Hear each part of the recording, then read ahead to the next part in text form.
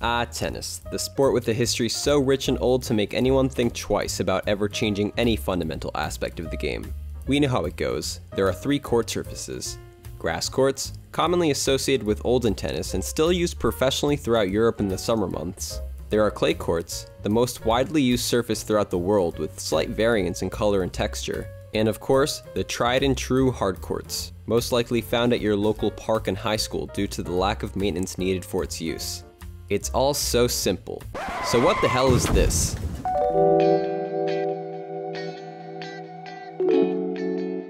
Before all the controversy and threats of boycotting by the sport's biggest stars, all of this started as an idea in the mind of this man, Ion Thidiak. Thidiak, a billionaire business mogul, is the owner of the Madrid Open, a premier professional tennis tournament which attracts the biggest names in tennis. Before his venture into business though, Thidiak had a colorful sports past as an international child table tennis champion, eventually becoming a member of the Romanian Olympic ice hockey team, and finally settled as a professional tennis player, winning the 1970 French Open doubles with former great Ilie Nastase. By all means, the Romanian loved to push boundaries and set new heights for both himself and whatever venture he threw himself into. Despite his successful main career in banking, he stayed invested in tennis throughout his life, serving as a professional coach, manager, agent, committee president, and eventually in 2009 became the owner and organizer of the Madrid Open, transforming the tournament from a hardcore end-of-the-year event to the red clay spectacle that defines the European tennis swing every spring. The change was an instant success, and everyone was perfectly happy and content with the way things turned out. Almost everyone, that is. You see, around this time, the worldwide tennis landscape was changing. Literally. When watching tennis on TV, many find it hard to keep track of the tiny yellow ball flying across a similarly colored court. So in 2005, the US Open in New York City, one of the biggest tennis tournaments in the world, changed colors from its trademark green to blue. Instantly, the sport became easier to watch on television, and the reception was positive. Following suit, the Australian Open, another main event, pulled a similar move in 2008, changing colors from green to blue in the midst of court renovations. 2007 saw the move from green to purple in Miami, red courts in Bogota in 2013, and somehow this is still a thing. Suddenly, tennis wasn't so monochromatic, and this early 2000s hardcourt color renaissance caught the attention of Mr. Thidiak, who in 2012 was looking for ways to make his tournament more interesting on TV. This wouldn't be the first time, as in 2004 he decided to replace all teenage ball kids with adult fashion models, a change that didn't go down well at the time. Undeterred by the fact that his tournament was held on clay courts and not hard courts, the idea of blue clay was born. To quickly explain the science required for the change, normal red clay used at almost every single European clay court event is composed of crushed red bricks, scattered across courts in 2 separate layers. According to Thidiak, the blue clay used in 2012 was identical to red clay, the only difference being that during manufacturing, the naturally occurring iron oxide that creates the normal red color was stripped from the crushed brick, creating a bleached white powder. Blue dye is then used to complete the process. Reportedly, this change in color cost Thidiak double what red clay is normally purchased for, an expense he held was worth the extra cost.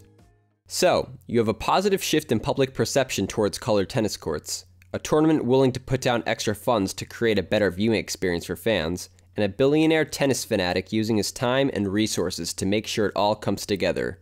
What could go wrong? Well, how much time you got? To start, since the idea's inception in 2011, blue clay found little support among the players, with Federer saying, "Keep the red clay." Obviously, those kind of things. Grass doesn't become orange, it would all be strange. Soon enough though, the blue clay was ratified for use as a permanent feature, starting with the 2012 edition of the Madrid Open. Upon the announcement, Nadal tweeted, "It's a shame because of the history and tradition of the surface. I hope I don't have to play one day on blue grass." Thidiak though was convinced that once the pair playtested the surface, they would be converted, saying, "As far as Nadal and Federer, they are great tennis players and great human beings. I respect their opinion, but I don't have to accept everything one player says." Eventually, Judgment Day came when players arrived in Madrid to begin the tournament, and already, things began to fall apart.